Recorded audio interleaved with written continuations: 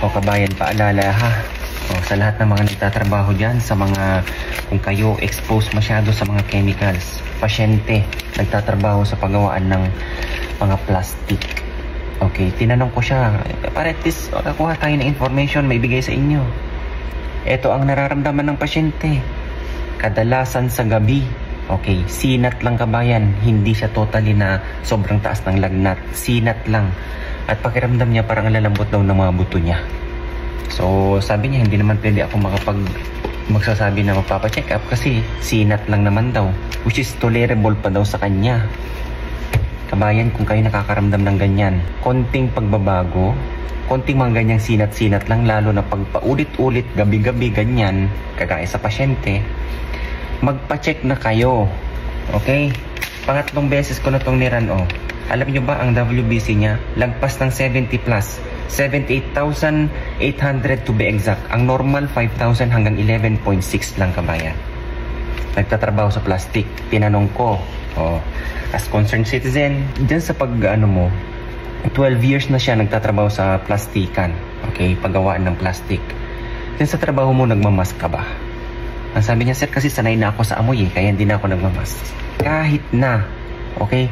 Alam nyo kabayan, kung kayo nagtatrabaho sa mga ganyang mga exposed sa chemical ang environment nyo, make sure na magkakaroon pa rin kayo ng precaution, okay? Safety standard pa rin. Kailangan nyo kabayan ng safety precaution pa din sa mga ganyan. Nagtatrabaho sa gasolinahan, sa magawaan ng plastic, kung saan yung mga highly, okay? Kung tinatawag, exposed kayo dyan masyado, toxic yan kabayan.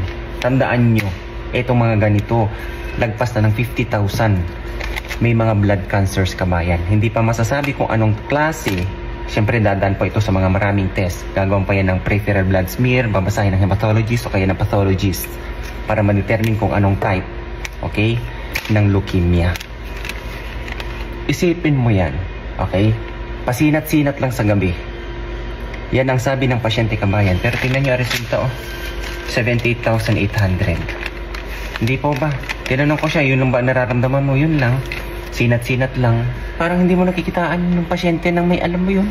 Na sobrang taas. Nagre-respond na masyado ang kanyang, nagre-release na ang bone marrow na masyado ng mga WBCs na hindi naman kailangan ng katawan niya.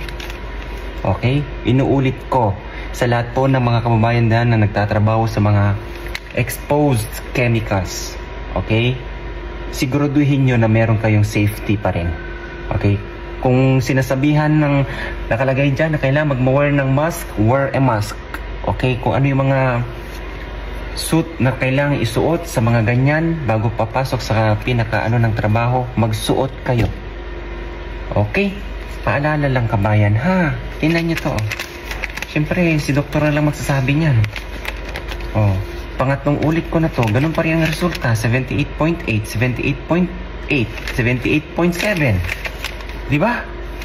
So paalala lang po ha, sa mga lahat po ng mga kabayan natin dyan na nagtatrabaho sa mga exposed masyado.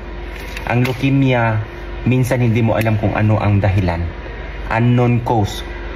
Eh kung ganyan nagtatrabaho na exposed sa mga chemicals, pwede. Okay? God bless everyone. Ingatan niyo po ang kalusugan niyo. Okay? Bye-bye.